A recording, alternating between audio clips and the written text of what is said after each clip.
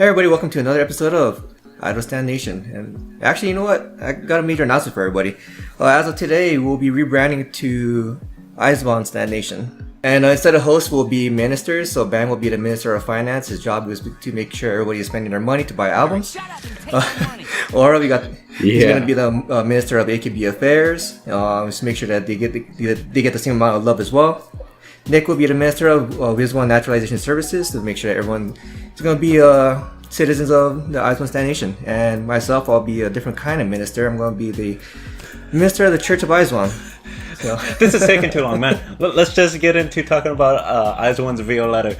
Because Nick and I have been literally waiting for the last hour to talk about this. Oh, you and me both, man. I watched that early this morning with all you guys and was wanting to talk about it all day. So, the episode or the music video had released earlier this morning for those of us here in the States, and we stayed up late to watch it. Yeah. So as of right now, it is number 35 on trending on YouTube, and it's currently at 4.3 million views. So, Aura, why don't you go ahead and start? MV, amazing, and I finally figured out it's not Violeta, it's Violeta. Holy bedeep, yeah.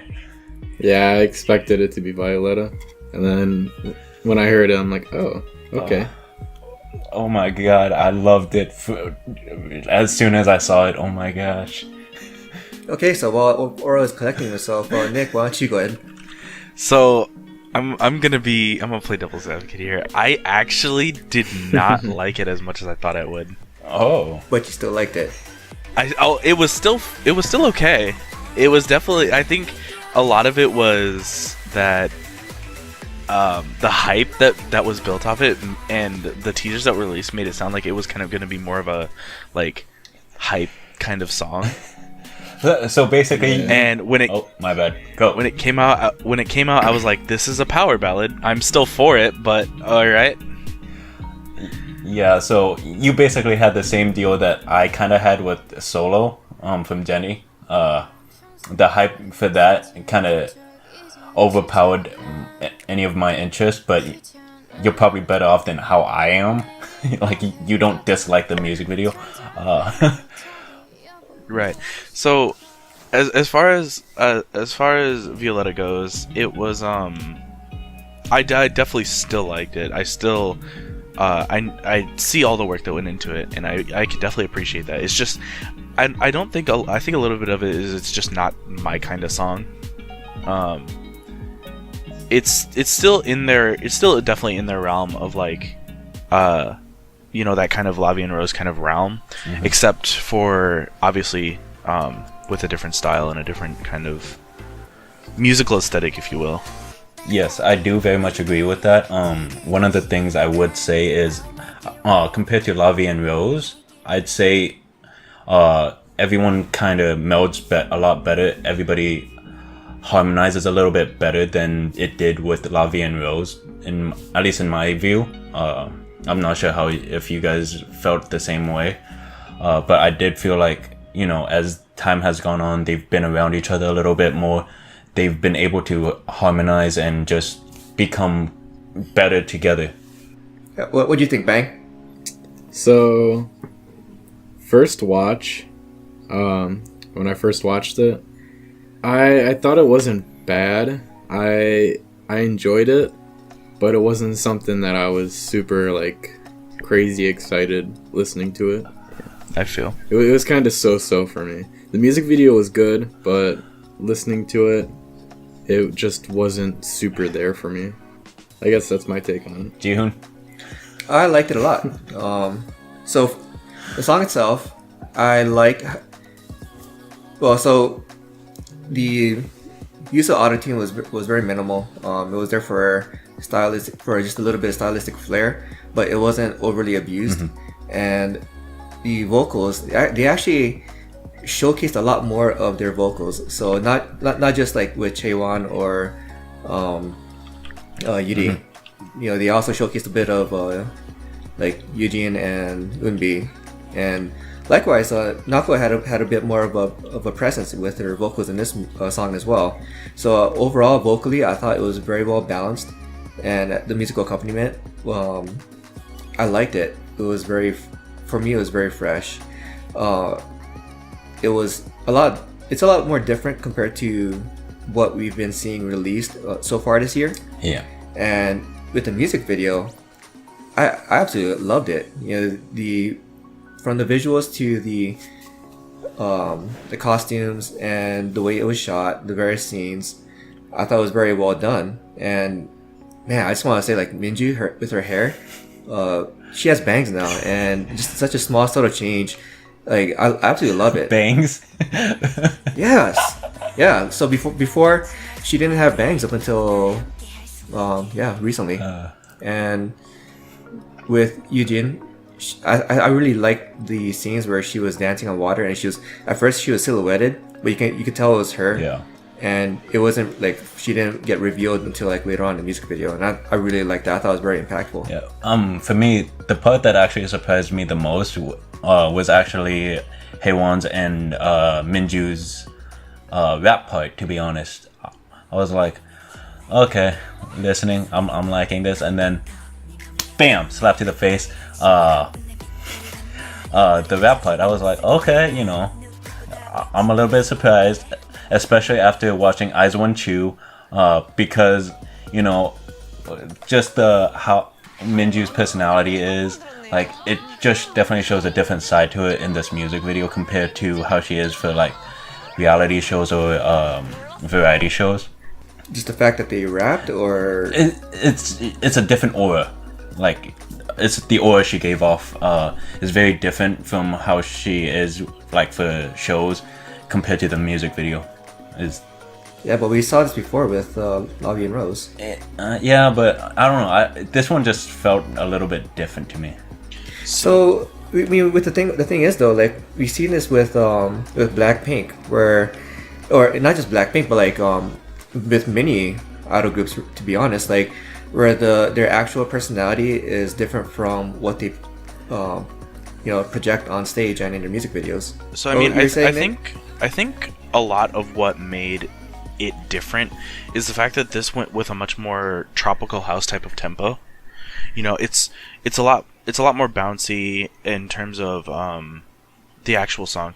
Also, the chord progression is very interesting. So for reference, for people that don't know, I have a lot of music theory background. I've took a lot of music theory classes, and that was going to be my major in college. Blah blah blah blah. But anyway, the chord progression inside of this is very weird, but it also is switching from major to minor a lot, and that gives it this kind of tropical house type of feel.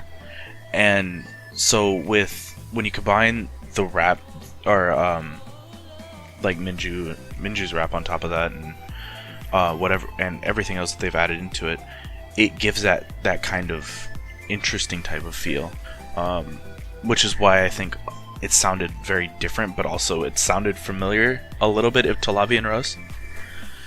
It sounded almost like a distant cousin, if you will. Okay. Yeah, the Eyes One flavor was definitely still there, and I thought that it accompanied the visuals very well as well. I mean, you know, especially with their live stage with all the pastel colors and the flowers and whatnot. I mean, we're coming up on spring, and you know, I thought it was all very well packaged together. Yeah, it really did give that spring youth feel in the music video itself. It definitely gave very much. At least I thought it gave a very much of a princessy vibe. So, what do you think of the choreography? I kind of want to learn how to dance. So the choreography I thought was very well done as well. All throughout the choreography, you see a lot of references to flowers. There's a couple of scenes in particular where the way they were waving their arms about, from when they were standing up and going across the stage, you know, it was like flower petals in the breeze. And yet another scene where they all came together to form a flower, and each member was a different petal to the flower.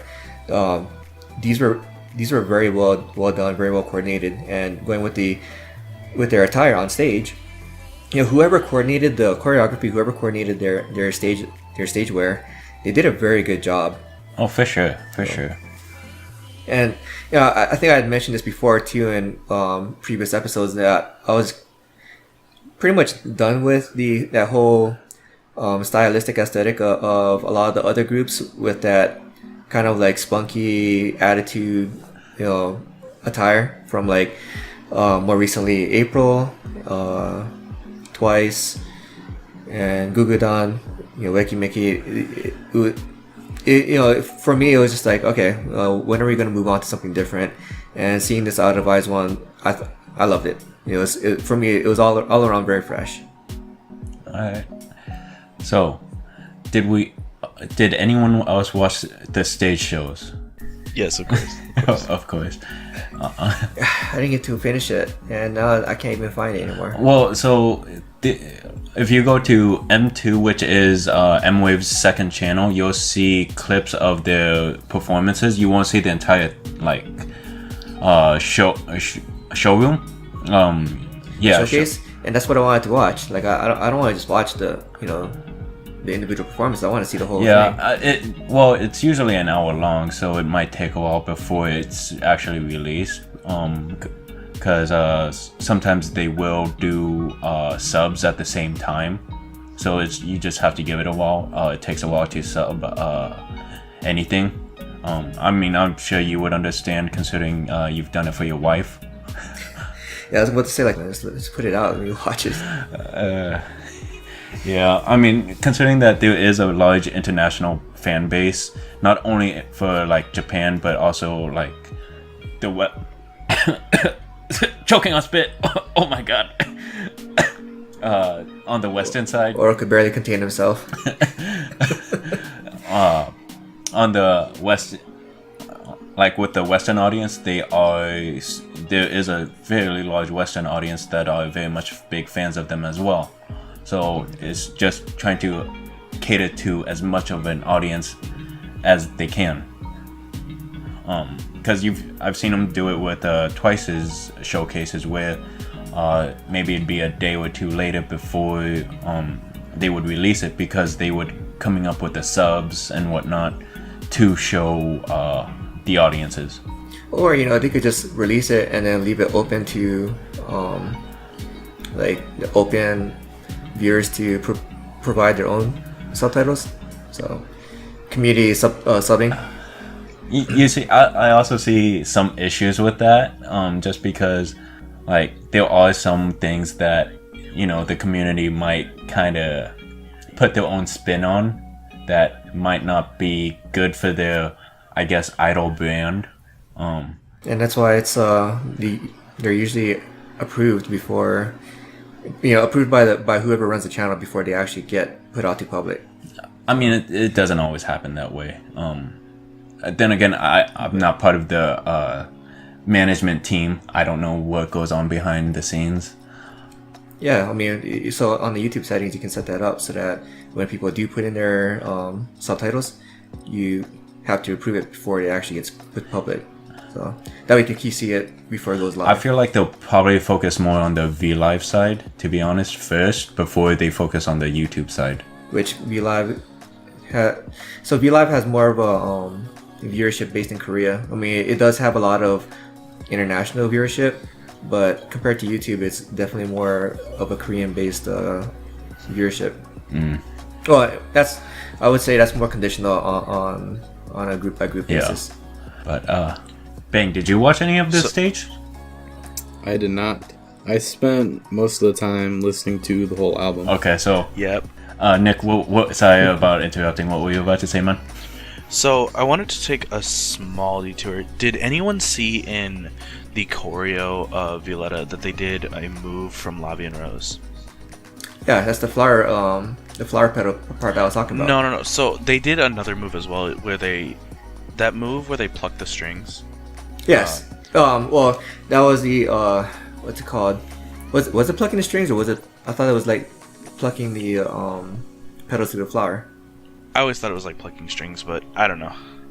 But it I know what you're happened to talking come in about. when strings come in. But so apparently that got noticed and by like a lot of people, and a lot of people really enjoy the fact that they were like doing almost like a little mini throwback to Lavi and Rose. Okay. Yeah, I mean, well, yeah, it's keeping with the flower theme, and Right. between Rose and Violeta, yeah, it's keeping to the flower theme, and it is good to see them having that throwback in there as well. So yeah, no, I definitely noticed it. Well, now I have to rewatch it and just because I didn't notice it. Well, because Yeah, it's to going make to be it- more noticeable. Yeah, it'll be more noticeable in choreo versions of Yep, the video. because it was on the live stage. That's when I noticed it. So there was actually there was one moment as well in the MV, and taking a it's like 140. It's like between at about 1 minute and 40 seconds into the song. Okay. For anyone that wants to watch it. But anyway, and I really did appreciate that it's like they weren't just completely like leaving Lava and Rose to whatever, and that they were kind of implementing something like that into their new songs.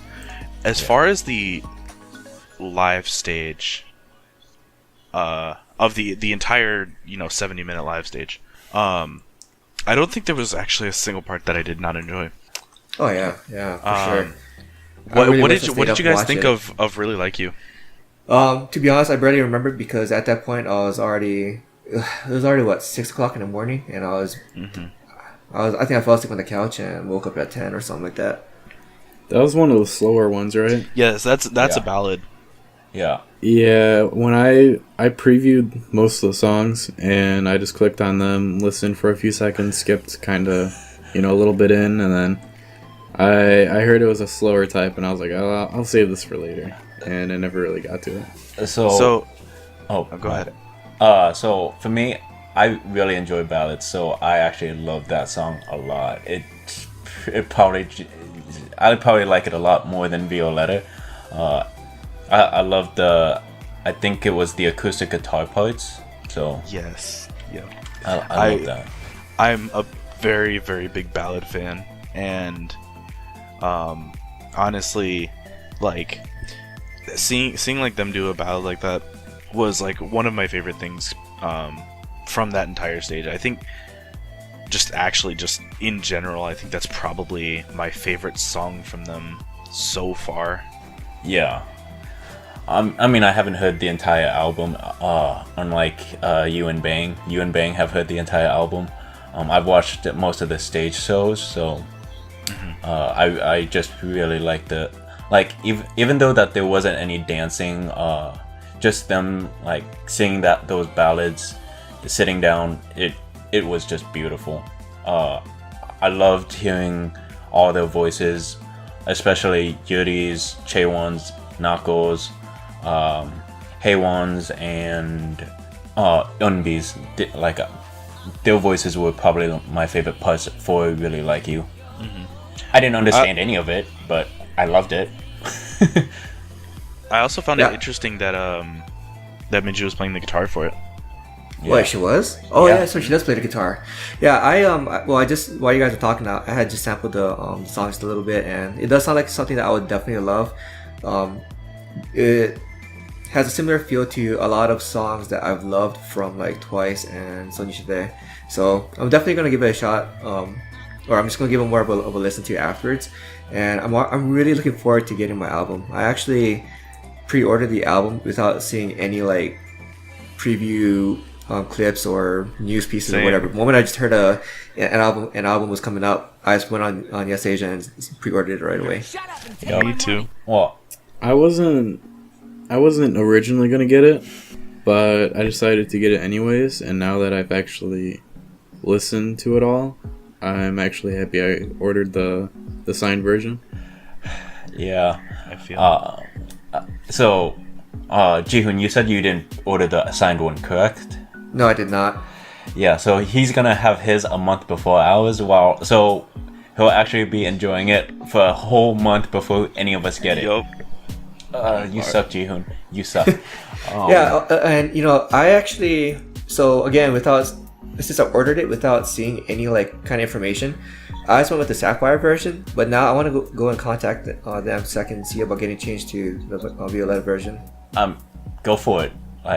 So we have a friend named Ghost. He mentioned this in the chat, but he said like he thought of picking Sapphire Vision because he picked Sapphire Vision for Pokemon. That's slightly kind of why I picked Sapphire Vision, is because of Pokemon. Just putting that out there, has no real meaning. Just wanted to put that out there. I still don't really know much about anything about Pokemon. I kind of passed on that whole bad, and I went with Sapphire because, well, I mean, that's my birthstone, so it made it easy pick. I don't know. I was like, oh, there's 2 versions. I'll just get both. Well, the only time I've only done that once, and that was for Oh My Girls Remember Me. So I actually did that for Twistagram as well. When Twistagram came out, I bought version A, B, and C. That's what I was doing with all my albums. And then I realized that this is a bad thing, so I stopped buying albums for a while because I'm broke. I ended up buying all 3 versions of Twistagram plus their 1 in a million photo book, and the total came out to like something like between everything that I ordered, considering I think I got Red Velvet's Bad Boy at the same time. It ended up being like a $200 order. I was like, okay. Yeah, that's bad. I spent $100 alone on a backpack for Twice. No. I mean, why? Technically, so did I for Oh My Girl. So, Nick, you're still new around here, but 200 is not that much compared to how much those guys have spent. Oh, I'm sure. Yeah, I haven't added anything to my cart yet, but I know it was like $130 last I checked, and I know, what was it, 2 months ago, a month ago, I went on a buying spree and bought like 12 albums all at once. Yep. The Mega Haul series 1, 2, 3, and 4. What you spent? Like $400 or $500? 12? Yeah, I want to say it's probably like around $500. So. Yeah. So Nick, you don't have to worry that much. you got to think about that was my first ever album order. Yeah. Oh, well then you're in good company, man, because we're awesome enablers of this habit. Am I in good company, or is my wallet in good company? Because you're in good company. Your wallet is. Oh no! Protect the wallet. No, don't worry. Honestly, when I order stuff, I kind of just order it and then I forget about it. Yeah. And it shows up. And you get excited, right? And you get excited. It's like a present, dude. Yeah, it's a present. I get EMS shipping for like everything, so it does get here fast. Yeah. But the stuff that I'm not able to, I just kind of forget about it, and it just kind of shows up, and I'm like, oh hey, I ordered this. Yeah, I love that. So, So Nick, this is your second episode with us. I don't know. So the intention was for having a new host, we'd have them as a guest at the onset, so that just to give them some time to kind of back out of the project if they want to, if they don't want to make this a full-time thing. So same with you, Nick. You still have time. You don't have to give us an answer right away if you want to stick around and be a full-time host, or minister now. So, but if you do decide that you want to become a part of the team, that would be absolutely great. I think you would be an awesome addition to the team, and especially with your musical theory background. Once you said that, I'm really, really excited to have that kind of skill set here. So yeah, I mean, I'm definitely down to be part of the regular crew here. I'm having a lot of fun, and it's great that that there's this outlet for us to talk about things that we're very interested in, right? And so I'm definitely down to stay as a regular host here. yeah, it's great. And let's see, I gave Aura the last word on the last episode. Nick, you want to take the last word on this one? All right, well, I'll give this a shot. All right, everyone, thanks for watching. This has been Untitled Nation. Don't forget to like, comment, and subscribe. Also, if you want to see more of us, then make sure to join our Discord, where we can actually, interact with you guys. And yeah, so the next video should be out soon-ish, I guess. this one will be out Friday. This one will be out Friday. The next one should be out Monday. Yeah. So definitely be looking out for that. And thank you all for watching. Yep. All right. And this is Untitled Nation signing off. Bye. See ya. Adios, bye bye. See ya.